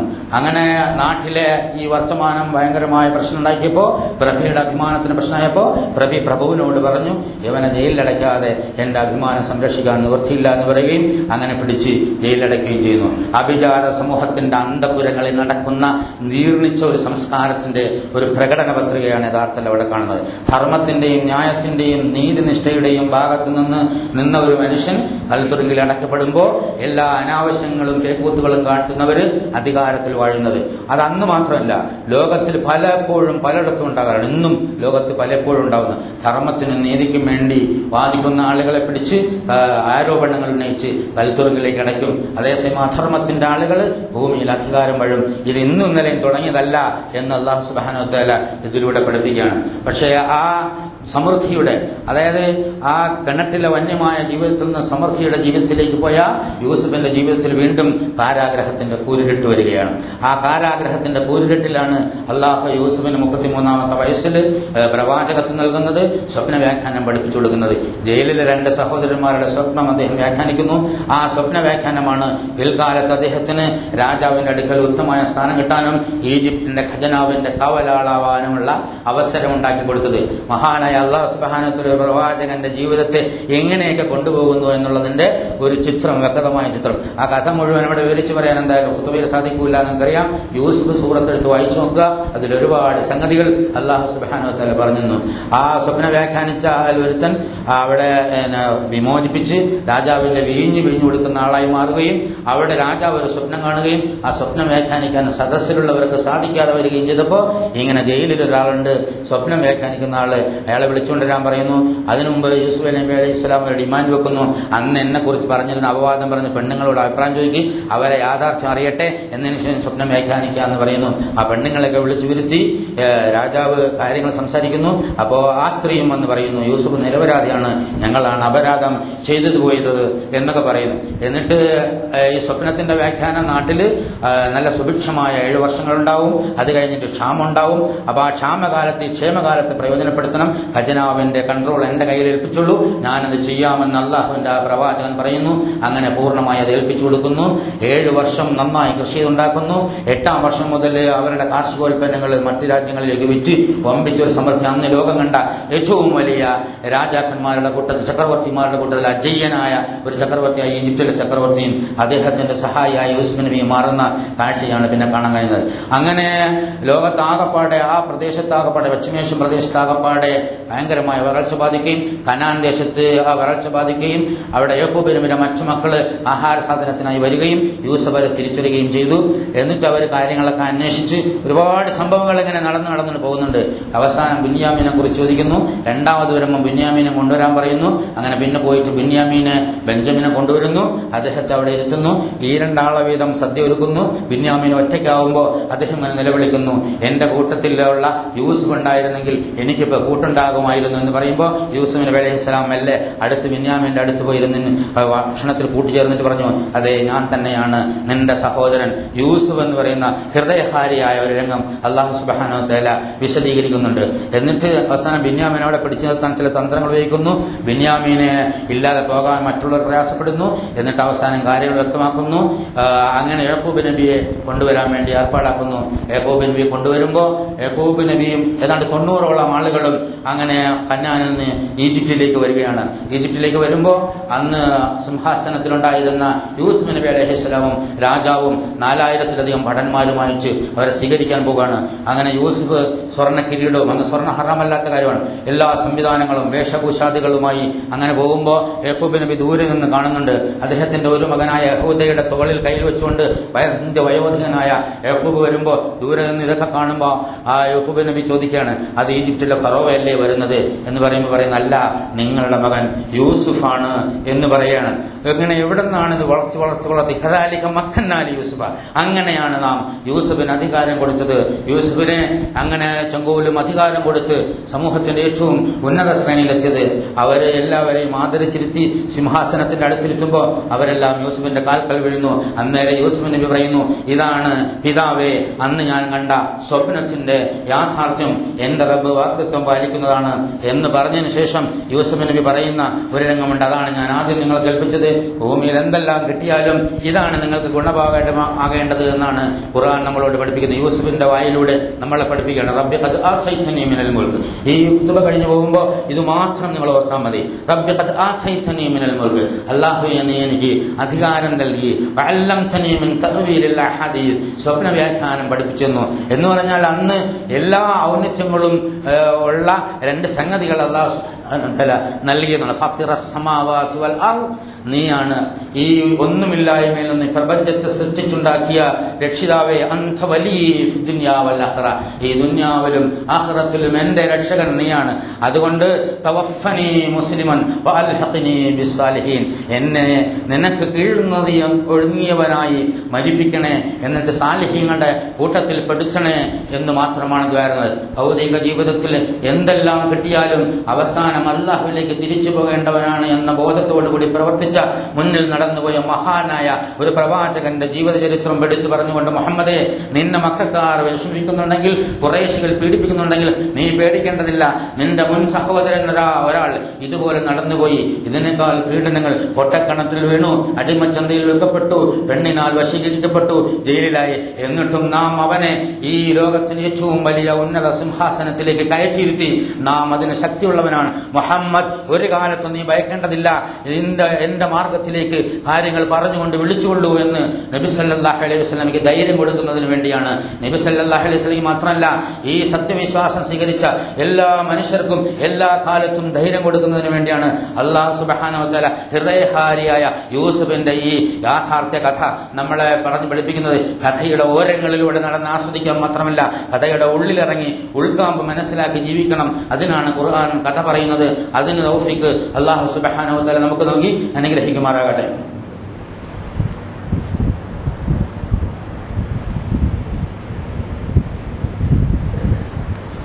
അൽഹംദുലില്ലാഹ് ഹംദൻ കസീറൻ തയ്യിബൻ മുബാറകൻ യൻബഗി ലിജലാലി വജ്ഹിഹി വഅദീമി സുൽത്താനിഹി.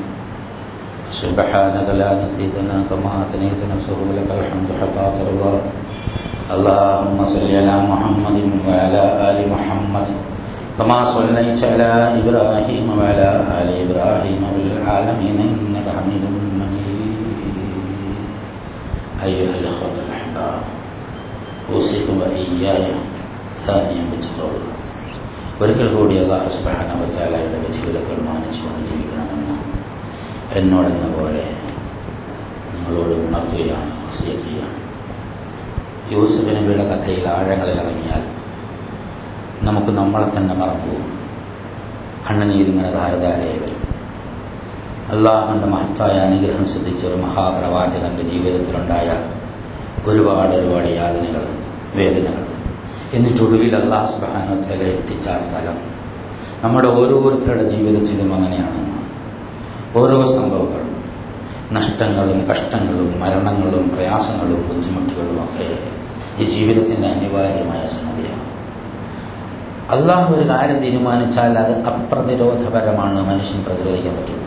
പിന്നുള്ളത് കീഴൊതുങ്ങലാണ്. ക്ഷമയാണ് ഏറ്റവും നല്ല ആയുധം എല്ലാത്തിനെയും അതിജയിക്കാനാണ് യഹൂബ് നബിയുടെയും യൂസുഫ് നബിയുടെയും ജീവിതത്തിലുണ്ട്. അസൂയ ഏതെങ്കിലും മനസ്സിലുണ്ടായാൽ അത് വഞ്ചനയ്ക്കും ചതിക്കും അപകടത്തിനും കാരണമാവുമെന്ന് സഹോദരന്മാരുടെ മനോഭാവത്തിലൂടെ പഠിപ്പിക്കുന്നു. അതുപോലെ അനധികൃതമായ മാർഗങ്ങളിലൂടെ സുഖിക്കാൻ ശ്രമിച്ചാൽ നഷ്ടം മാത്രമായിരിക്കും ഉണ്ടാകുന്നത് എന്ന് വേദനയുള്ള സുലേഖയുടെ ജീവിതത്തിലൂടെ പഠിക്കുന്നു. അത്ഭുതകരമായ മറ്റു സംഗതി, ഈ സ്ത്രീയുടെ പേര് സുലേഖയായിരുന്നു എന്ന്. അവരുടെ ഭർത്താവ് മരിച്ചുപോയി. പിന്നീട് രാജാവ് ഇടപെട്ട് ഈ സുലേഖ യൂസുഫിനെ വിവാഹം കഴിച്ചു കൊടുത്തു എന്ന് പ്രാമാണികന്മാരായ മുഫസ്സറുകൾ പറയുന്നുണ്ട്. അതിൽ 2 പുത്രന്മാരുണ്ടായിരുന്നതാണ്. ഈ സുലേഖയിൽ ഇവർക്ക് 2 പുത്രന്മാരുണ്ടായിരുന്നു. അതായത് ഒന്ന് അഫ്രാത്തിം, ഒന്ന് മിഷ. ഈ അഫ്രാത്തിമിന്റെ മകൻ നൂനിന്റെ മകനാണ് യൂഷ. യൂഷ എന്ന് പറയുന്നത് ജോഷ്വ പ്രവാചകനാണ്. യൂഷ മൂസാ നബിയുടെ കൂടെ ആ മീൻ കൂടെയും കൊണ്ടുപോയ ആളാണ്. അപ്പോൾ നോക്കാതെ ഒരിക്കൽ ചെയ്ത തെറ്റ് പശ്ചാത്തപിച്ച് മടങ്ങിയപ്പോൾ ആദ്യ രാത്രിയിൽ യൂസുഫ് അലൈഹിസ്സലാം സുലൈഖയോട് ചോദിക്കുന്ന ഒരു രംഗം ചില ബുക്കുകളിൽ പറഞ്ഞിട്ടുണ്ട്. നീ അന്ന് ആഗ്രഹിച്ചതിലും ഏറ്റവും ഉത്തമമല്ലേ അത് ഇപ്പം തന്നത് എന്ന് പറയുന്ന ഒരു രംഗം രേഖപ്പെടുത്തിയിട്ടുണ്ട്. ഇമാം റാസിയുടെ തഫ്സീറിൽ അത് എടുത്തുത്തിരിക്കുന്നുണ്ട്. അപ്പോൾ ആ ഒരു രംഗം നോക്കുക. ഈ ഭൂമിയിൽ അല്ലാഹു സുബ്ഹാനഹു വ തആല ഏകനാണെന്ന് പഠിപ്പിക്കാൻ ഇങ്ങനെയുള്ള ഏർപ്പാടൊക്കെ വേണോ എന്ന് ഒരു പക്ഷേ നമ്മൾ ചിന്തിച്ചു. ജീവിതം അങ്ങനെയാണ്. നമ്മൾ ഉദ്ദേശിക്കാത്ത മേഖലയിലൂടെയാണ് അതിന് അല്ലാഹു സുബ്ഹാനഹു വ തആല ഒഴുകിക്കൊണ്ടേയിരിക്കുന്നത്. അപ്പോൾ അവിടെ വളരെ ശുദ്ധമായ മനസ്സ്, യാക്കൂബിനെ പോലെ ക്ഷമിക്കാനുള്ള കഴിവ്, യൂസുഫിനെ പോലെ പരിശുദ്ധമായ മനസ്സ്, എല്ലാവരെയും സഹായിക്കാനുള്ള താല്പര്യം, അള്ളാഹുവിന് കീഴടങ്ങാനുള്ള അഭിവാഞ്ച. ഇങ്ങനെ മുന്നോട്ട് പോയാൽ അല്ലാഹു സുബ്ഹാനഹു വ തആല തീർച്ചയായും രക്ഷിക്കും. മുഹമ്മദ്, നീ കാണുന്നില്ലേ മുൻകാല പ്രവാചകനായ നിന്റെ സഹോദരൻ യൂസുഫിനെ ഞാൻ ചെയ്തത് സത്യമാണ്, അതുകൊണ്ട് നീ വിജയിക്കും എന്ന് പറഞ്ഞു. സംഭവിച്ചല്ലോ. മക്കയിൽ നിന്ന് ആ കഷ്ടപ്പാടുകളൊക്കെ അതിജയിച്ച് മദീനയിലേക്ക് പോയി. അവിടെ ലോകം കണ്ട ഏറ്റവും വലിയ ധർമ്മത്തിന്റെ സാമ്രാജ്യം സ്ഥാപിച്ചു. അതിന്നും ലോകത്ത് വിളങ്ങി നിൽക്കുന്നുണ്ട്. ആ മദീന ഇന്നും പോയിട്ടില്ല, ഇന്നും അവിടെ ഉണ്ട്. ഇനി ലോകം അത് പൂർത്തിയാക്കുക തന്നെ ചെയ്യും. അള്ളാഹു തീരുമാനിച്ച കാര്യം പൂർത്തിയാക്കും എന്നുള്ളതിൽ യാതൊരു സംശയമില്ല. അതിന്റെ ആ സാർത്ഥവാഹ സംഘത്തിലെ ഒരംഗമാകലാണ് മുസ്ലിം ആവുക എന്നത്. മുസ്ലിം ആവുക എന്ന് കീഴടങ്ങുക. അള്ളാഹു സുബ്ഹാനഹു വ തആല തീരുമാനിച്ചത് സംഭവിക്കും. എന്ത് കളിച്ചാലും അത് തന്നെ സംഭവിക്കും. അപ്പോ അന്ത വലിയ ഫിദ്ദുനിയ വൽ ആഖിറ, ഇതെല്ലാം പറഞ്ഞു കൊടുത്താലും അധികം ആളുകളും വിശ്വസിക്കൂല എന്നല്ല പറയുന്നത്. അല്ലാഹു തആല മനുഷ്യന്മാരെ വിശ്വസിക്കൂല എന്ന് പറയുന്നത് അല്ല വിശ്വസിപ്പിക്കൂല എന്ന അർത്ഥത്തിലല്ല. അവന്റെ ഒരു അദൃശ്യജ്ഞാനം പറഞ്ഞു തരികയാണ്.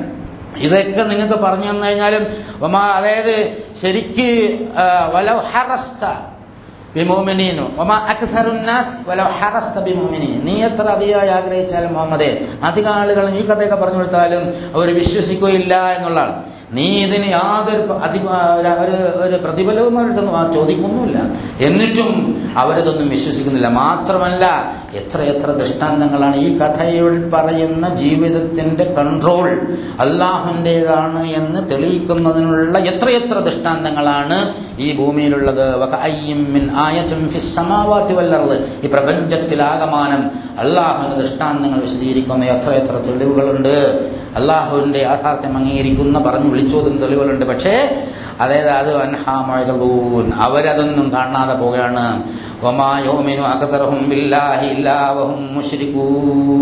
വളരെ വലിയൊരു കടുത്ത സെന്റൻസാണ്. അധികം ആളുകളും അള്ളാഹുവിൽ വിശ്വസിക്കുന്നത് ശിർക്ക് ചെയ്തുകൊണ്ടാണ്. എന്താ ഇവിടുത്തെ ശിർക്ക്? ബിംബാരാധനയല്ല, ഹൃദയങ്ങളിലുള്ള ചില വിഗ്രഹങ്ങളെ കുറിച്ചാണ് പറയുന്നത്. സ്ഥാനം, മാനം, പദവി, പണം, അന്തസ്, അഭിമാനം മുതലായ സംഗതികളുണ്ടല്ലോ. അതാണ് ഇവിടുത്തെ വിഗ്രഹങ്ങള്. ഇതാ ഇവിടെ ശിർക്ക് ചെയ്യുന്നതാണ്. എന്നെ വെച്ചിട്ടാരുമില്ല, ഞാൻ വിചാരിച്ച നടക്കും, എന്നെ പോലെ മറ്റവനാവാൻ വഴിയില്ല എന്നുള്ള ആ ഒരു തോന്നലുണ്ടല്ലോ. യൂസുഫിന്റെ പ്രയാണത്തിന്റെ ഇടയിൽ 1-2 സ്ഖലിതങ്ങളെ കുറിച്ചും പണ്ഡിതന്മാർ പറയുന്നുണ്ട്. അവിടെ ജയിലിൽ വെച്ച് മോചനം കിട്ടുന്ന ഒരാളോട് രാജാവിനോട് തന്റെ കാര്യം പറയണമെന്ന് യൂസുഫ് അഭ്യർത്ഥിച്ചത് അള്ളാഹുവിന് ഇഷ്ടപ്പെടാത്തത് കൊണ്ടാണ് കൂടുതൽ കാലം ജയിലിൽ കിടക്കേണ്ടത് വന്നത് എന്ന് പറയുന്ന ഒരു രംഗം യഥാർത്ഥത്തിലുണ്ട് എന്നുള്ളതാണ്. അതുപോലെ അള്ളാഹുവിനെ മാത്രം, ഏകനായ അള്ളാഹുവിന് മാത്രം അവലംബം വേണമെന്ന് പറയുമ്പോൾ അധികം ആളുകളും അള്ളാഹ് ഏകനാണ്, മക്കാ മുശ്രിക്കുകളെല്ലാം അള്ളാഹ് ഏകനാണെന്നുള്ളൊരു ഒരു സംശയമില്ലാത്തതാണ്. പക്ഷെ അവർക്ക് വേറെ ചില കാര്യത്തിന് വേറെ ചില ദൈവങ്ങളും കൂടെ ഉണ്ടായിരുന്നുള്ളതാണ്. നമുക്കും അങ്ങനെയൊക്കെ തന്നെയാണ്. അന്ന് ആലോചിച്ച് നമുക്കറിയാം, അള്ളാഹ് ഏകനാണെന്ന് പള്ളിയിൽ പോയി പറയണതിന് ഒരു പ്രശ്നമില്ല, പുസ്തകം അടിച്ച് പ്രസിദ്ധീകരിക്കണമെന്നും പ്രശ്നമില്ല. പക്ഷെ നമ്മളും മറ്റുമായി വരുമ്പോ ആ ഏകനായ അള്ളാഹുവിന്റെ അടിമയായിരിക്കാൻ തന്നെത്തല്ല, ഞാനാണല്ലോ അവനേക്കാൾ വലുത്, എന്റെ സംഘമാണല്ലോ അവരെക്കാൾ വലുത്, ഞാൻ മനസ്സിലാക്കിയാണല്ലോ അതിനേക്കാൾ വലുത് എന്ന് ചിന്തിക്കുന്നുണ്ട്. അതുപോലെ എന്റെ പണമുണ്ടല്ലോ, ചെലവാക്കിക്കുന്നിടത്തും ജീവിക്കുന്നിടത്തും അതുപോലെ എല്ലാ മേഖലകളിലും ഞാൻ എന്ന ഭാവം ഇല്ലാത്ത മനുഷ്യൻ വളരെ കുറയും. അതിനെക്കുറിച്ചാണ് അല്ലാഹു തആല പറഞ്ഞത്, വമാ യുഅ്മിനു അക്സറുഹും ബില്ലാഹി ഇല്ലാ വഹും മുശ്രികൂൻ, ശിർക്ക് ചെയ്തുകൊണ്ടല്ലാതെ അധികം ആളുകളിലും അല്ലാഹുവിൽ വിശ്വസിക്കുന്നില്ല എന്ന് മുഹമ്മദ് നബി സല്ലല്ലാഹു അലൈഹി വസല്ലമയോട് പറഞ്ഞത് യൂസുഫ് നബിയുടെ കഥ ചേർത്ത് പറഞ്ഞുകൊണ്ട് പറഞ്ഞാണ്. നമ്മൾ ഓരോരുത്തരും മനസ്സിലാക്കണം, ശിർക്ക് നമ്മുടെ ജീവിതത്തിലെ ഒരു കറുത്ത രാത്രിയിലെ കറുത്ത മലയുടെ മുകളിലെ ഇഴഞ്ഞു പോകുന്ന കറുത്ത ചെറിയ ഉറുമ്പിനെ പോലെയാണ് എന്ന് പറഞ്ഞാൽ കാണാൻ പറ്റാത്തത് അത്രയാണ്. അള്ളാഹു അല്ലാത്ത ഒരാളിന്റെ പേരിൽ സത്യം ചെയ്താൽ അതുവരെ ശിർക്കാണ് എന്ന് പണ്ഡിതന്മാർ അഭിപ്രായപ്പെട്ടിട്ടുണ്ട്. അതായത് കാവൽക്കാരനുള്ളത് കൊണ്ട് കള്ളൻ വന്നില്ല എന്നൊരാള് ഉറപ്പിച്ചിട്ട് പറഞ്ഞാൽ അത് ശിർക്കാണ്. കാവൽക്കാരൻ ഹേതുവായി കള്ളം വന്നില്ല എന്ന് വേണമെങ്കിൽ പറയാം. കാവൽക്കാരനാണ് കള്ളനെ തടഞ്ഞത്, അല്ലെങ്കിൽ പട്ടിയാണ് കള്ളനെ തടഞ്ഞത് എന്ന് പറഞ്ഞാൽ അത് ശിർക്കാണ് എന്ന് പറയുന്നുണ്ട് എന്ന് വരെ പണ്ഡിതന്മാർ അഭിപ്രായപ്പെടുന്നുണ്ട്. അപ്പൊ ശിർക്കിന്റെ ഏരിയ വലുതാണ് എന്നുള്ളതാണ്. ലോകമാന്യത ശിർക്കാണ്, പൊങ്ങച്ചൻ ശിർക്കാണ്, അഹന്ത ശിർക്കാണ്, തോന്നിയാസം ശിർക്കാണ്. കാരണം മറ്റവനൊന്ന് കാണട്ടെ എന്ന് പറഞ്ഞാൽ നമ്മളിങ്ങനെ ഇറങ്ങി വരുമ്പോ നാലാള് പിന്നിൽ നിൽക്കുമ്പോ എന്താണ് ആ അഹന്തയുടെ അർത്ഥം? മറ്റവനൊന്ന് കാണട്ടെ എന്നതിന് അത് ലോകമാന്യതയാണ്, അത് ശിർക്കാണ് എന്നുള്ള. ചെലവഴിക്കുന്നിടത്ത് കൂടുതൽ ചെലവഴിക്കുമ്പോ വലിയ പന്തിലിടുമ്പോ മറ്റവനേക്കാൾ മുന്തിപ്പോകുമ്പോ അതും ഒരു തനിച്ച ശിർക്കാണ് എന്ന് മനസ്സിലാക്കേണ്ടതുണ്ട്. വളരെ ഗൗരവമുള്ള ഒരു സംഗതിയാണ്.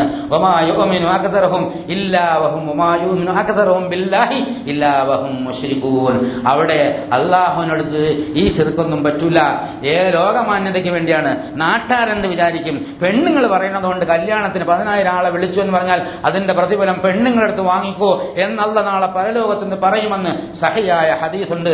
റസൂലുള്ളാഹി സ്വല്ലല്ലാഹു അലൈഹി വസല്ലം പറഞ്ഞിട്ടുണ്ട്, അല്ല പറഞ്ഞതിന്റെ പേരിൽ ചെയ്തു, അല്ല പറഞ്ഞതിന്റെ പേരിൽ ചെയ്തില്ല എന്ന് പറയുന്നവന് മാത്രമേ ഇവിടെ പ്രവേശനമുള്ളൂ.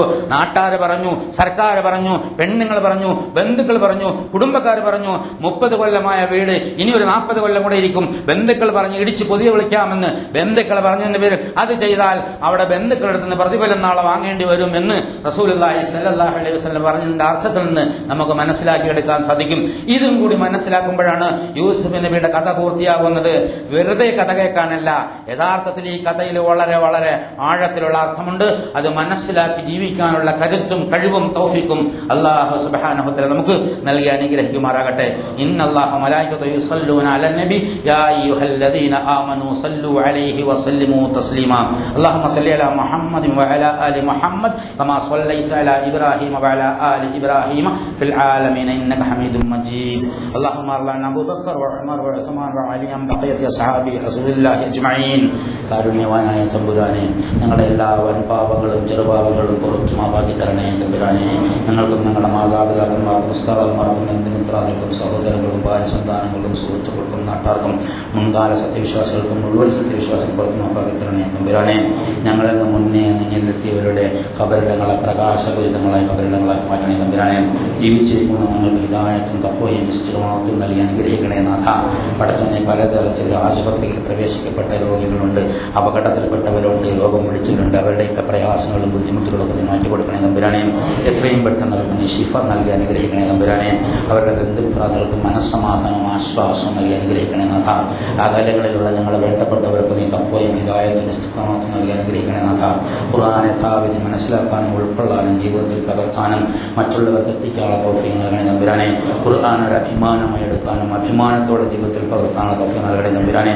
ഇത് മറ്റുള്ളവർക്ക് എത്തിക്കാനുള്ള തൗഫീഖ് എന്ന് ഞങ്ങൾക്ക് നൽകി അനുഗ്രഹിക്കണേ തമ്പുരാനെ. സമാധാനപരമായ ശാന്തമായ ഒരു സംതൃപ്തമായ ഒരു ജീവിതവും സംതൃപ്തമായ ഒരു മരണവും നൽകി അനുഗ്രഹിക്കണേ തമ്പുരാനെ. ഞങ്ങളുടെ ഖബറിടങ്ങൾ പ്രവിശാലമാക്കണേ തമ്പുരാനെ. മഹേശ്വരയിൽ ഞങ്ങളെ വിജയിപ്പിക്കണേ നാഥ. നിന്റെ സ്വർഗം നൽകി അനുഗ്രഹിക്കണേ തമ്പുരാനെ. പ്രവാചകന്മാരുടെ സദ്ദീഖീങ്ങളുടെ ശുഹദാക്കളുടെ കൂട്ടത്തിൽ ഞങ്ങളെ നീ പെടുത്തണേ തമ്പുരാനെ. ഞങ്ങളുടെ പ്രാർത്ഥനയ്ക്ക് ഉത്തരം നൽകണേ തമ്പുരാനെ. ഇത് തട്ടിക്കളയേണ്ട തമ്പുരാനെ. ഞങ്ങളുടെ പ്രാർത്ഥന സ്വീകരിച്ച് ഉത്തരം നൽകണേ തമ്പുരാനെ. اللهم اغفر للمؤمنين والمؤمنات والمسلمين والمسلمات والأحياء منهم والأموات. اللهم أعز الإسلام والمسلمين. اللهم أعز الإسلام والمسلمين. اللهم أعز الإسلام والمسلمين. اللهم انصر أعمال المجاهدين في كل أماكن يا أرحم الراحمين. ربنا تقبل منا دعاءنا وتب علينا إنك أنت التواب الرحيم. وآخر دعوانا الحمد لله رب العالمين.